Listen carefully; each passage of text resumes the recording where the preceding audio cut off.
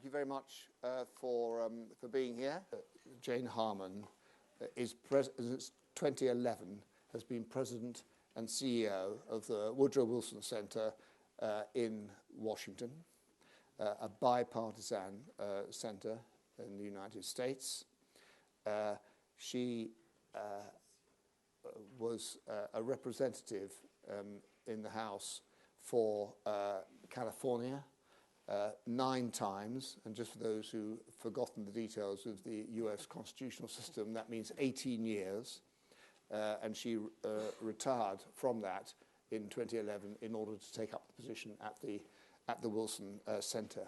Now, importantly for here, given the issues that we're discussing, she has been a member of all the major national security committees in the House, 6 years on the Armed Services Committee, 8 years on the Intelligence Committee, and 8 years with Homeland Security. So she's quite obviously an expert on security and public policy issues. And even if I didn't have that detail to give you, I can vouch personally for the fact that she has that expertise. So I'm very happy to do that. But my first request and task really is to hand over and invite Jane to make some opening remarks, and then we'll start our discussion. Well, thank you, John. Hello, everyone. I am trying to remember how many times I've been at RUSI. I know I've spoken here 3 times. I think I've visited many more times. I understand you just bought the building, and I'm proud that you did. It's a glorious place in a perfect location in London. And people associated with this place are very smart. So it's nice to talk to very smart people and to be out of the United States for the first 24 hours since last week's earthquake. Actually, I was in London in June, the weekend before the Brexit vote. And I was in the Cotswolds, and every lawn had a leave sign on it, and I was sure that Brexit would win. Of course, I was in Washington the weekend before the election of last week, and I was absolutely sure, as most people were, that Hillary Clinton would win, notwithstanding a rough campaign and some flaws herself as a candidate. We were all surprised. I gather there were 3 pollsters in the world who predicted this, but I don't know who else did. And just one more comment about Brexit and our election. I think as you unpack it, a lot of the reasons for Trump's victory are very similar to the reasons for the Brexit victory. Anxious people, anxious about not just globalization, but automation. I think automation is a far bigger culprit, actually. I personally think globalization builds jobs, but jobs they aren't trained for. So we missed it. Both parties missed it. The Republican Party in the United States doesn't have the right message either. Donald Trump did, but he didn't run exactly as an acolyte of the U.S. Republican Party.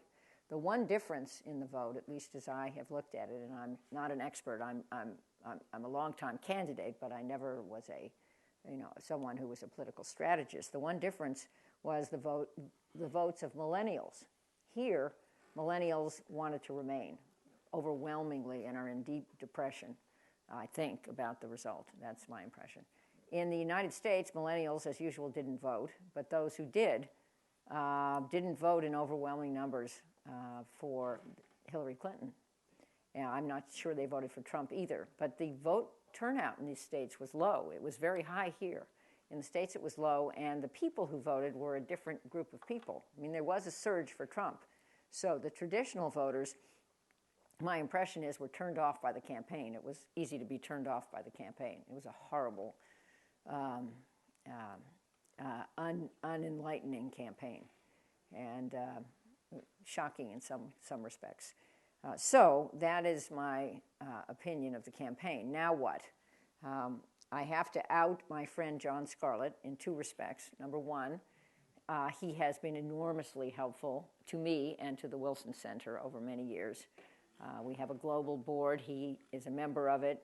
He shows up regularly. We have very smart people there, as you do here, and he enjoys conversation with them, and I'm honored that he does. And he was in Washington this week. And why am I telling you this? Because I think he encountered personally some of the people that I haven't seen in a while. So he might have better ground truth than I do. So back at you in just a moment. All right, so what do we predict about Donald Trump and the security and intelligence agenda? Well, I can promise you the world is not less messy. Let's start with that. It didn't change miraculously on November 8th. If anything, the uncertainty in the world about him, and not just about him, but the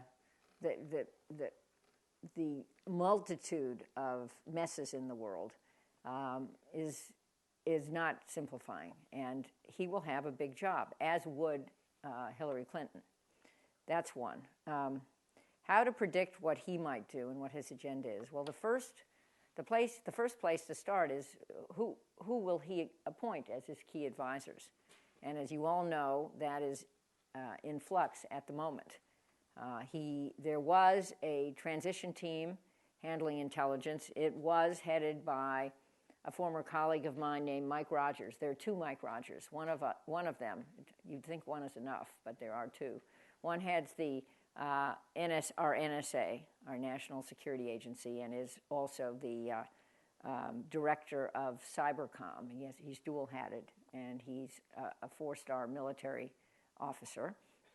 And the other one was in the FBI and came to Congress some years back, and he and I served together on the House Intelligence Committee, and after I left, he was chairman and highly regarded as chairman, and worked on a bipartisan basis with the ranking member who succeeded me on the committee. He left Congress also and has had a kind of busy life in the consulting business as a talking head on television and so forth.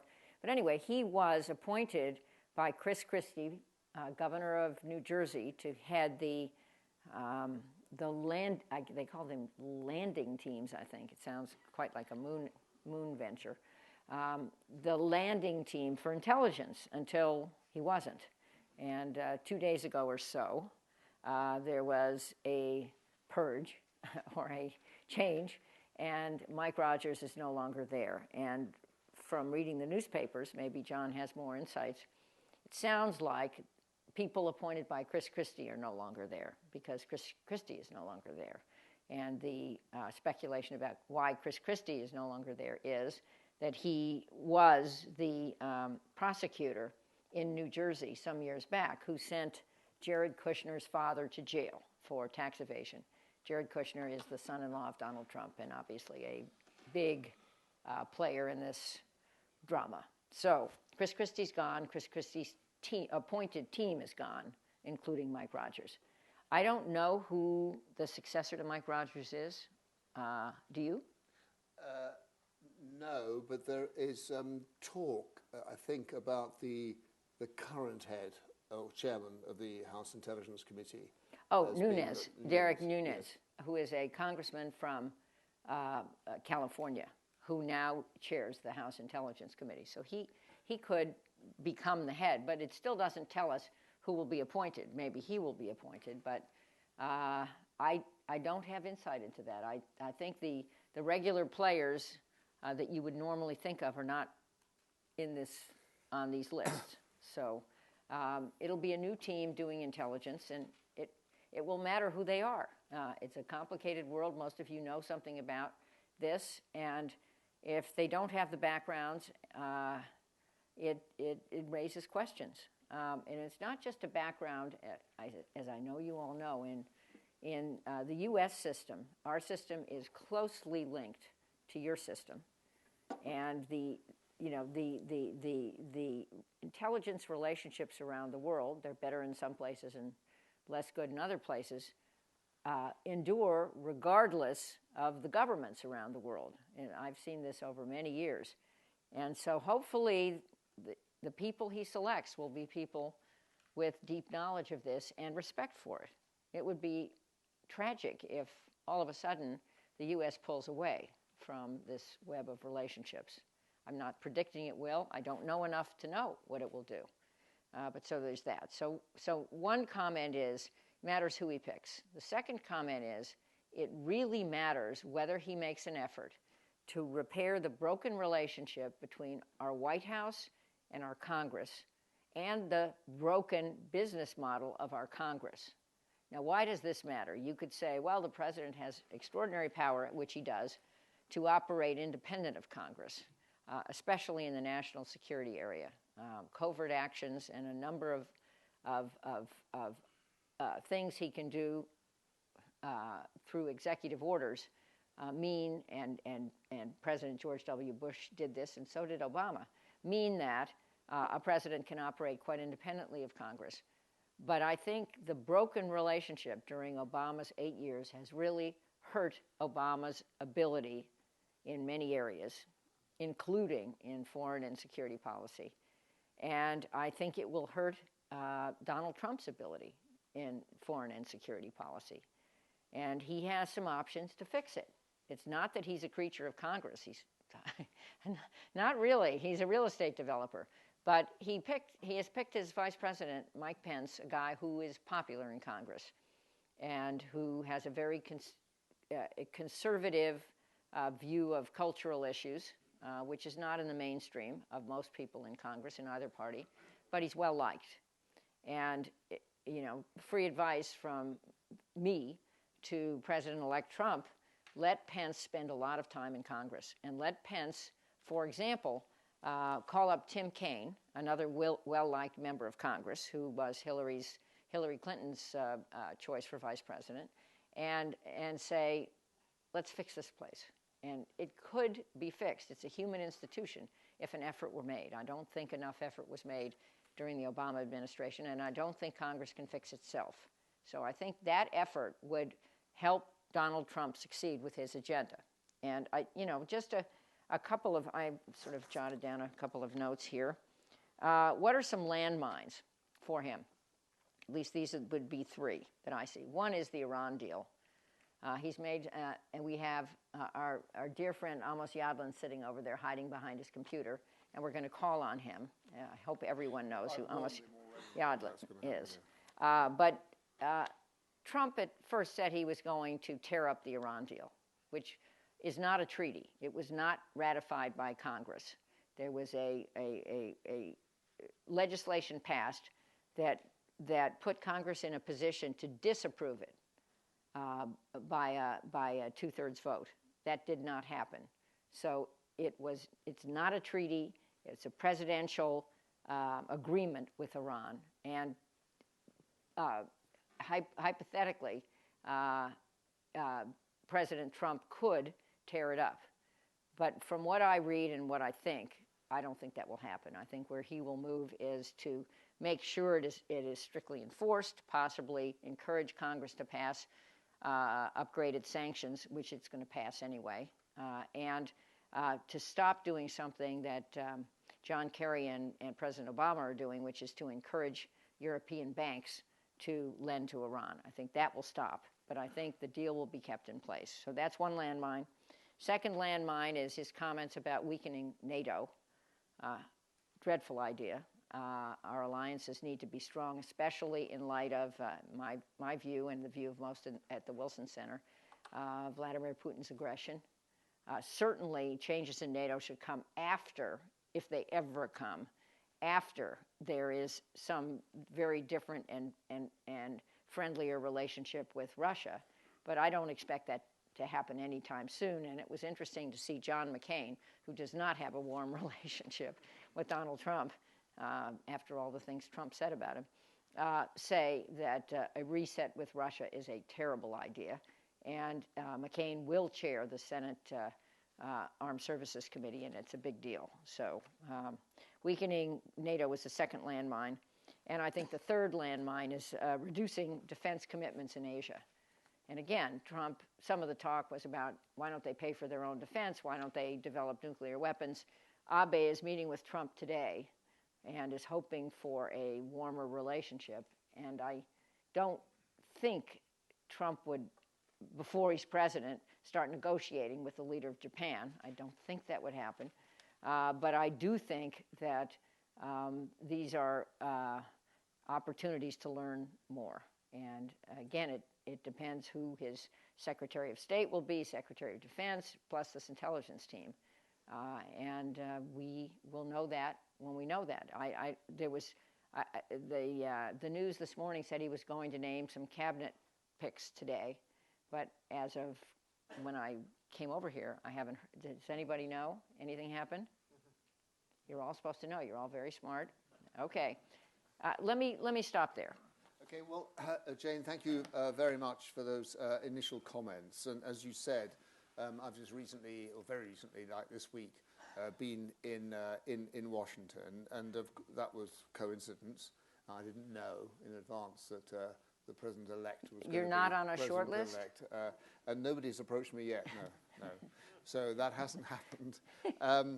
But of course, I went, with certain questions in my mind, which I think, hopefully reflect the kind of questions people in London, UK, and UK generally have about the situation. I mean, the first, obviously, and you'll have opinions about that, so let's discuss it, is what can we, as it were, read into the transition process that we're seeing so far, which you've touched on.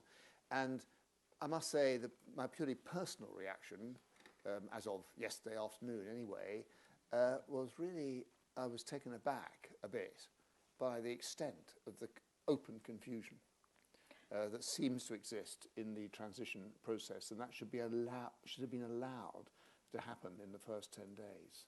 Well, some of the speculation is that Trump did not expect to win. That wouldn't be surprising. Yeah. And he didn't plan. My guess is that Hillary Clinton had this total, binders of transition plans, but Trump didn't, and they're scrambling. He also is not someone who comes with a deep background in any of these issues, or even a background in any of these issues. I mean, he's published a few books on this subject, but they've had co-authors, and I think that they were more designed for not for this audience, for a broader audience, and he. I think he is inhaling from a fire hose. Of course, it was completely different here. We were you had Brexit well planned. Exactly. Prepared. Well, that's fair. But at least you put a woman in charge. But then, in a sense, the related point is, and you've touched on NATO in general terms there, and of course this also goes back to the point about confusion and so on, is at the end of the day, the United States is the global superpower, however much people say that it isn't, it is, and there isn't another one, and therefore, all over the... We have an entire new team of people coming to power in the United States and in other capitals. I mean, this is a world I've never seen before, and I am a certified political junkie. I follow this stuff pretty closely. Doesn't mean I always get it right, but I'm fascinated by it. And I don't, it isn't obvious to me how it's all gonna go. And just maybe one other comment looking at this audience. I think a lot of this will not be in our hands, looking at some of you. It will be in the hands of some of the younger people in the back of the room. I think a new generation of leadership is coming to power all over the world, and I'm not in that generation. And my kids don't seem to be interested in this line of work. I'm sad about that because they're very smart kids. But we are going to need the next generation to be very clever and very interconnected. And that, let me close on that, because, or I don't know if we're done with your questions.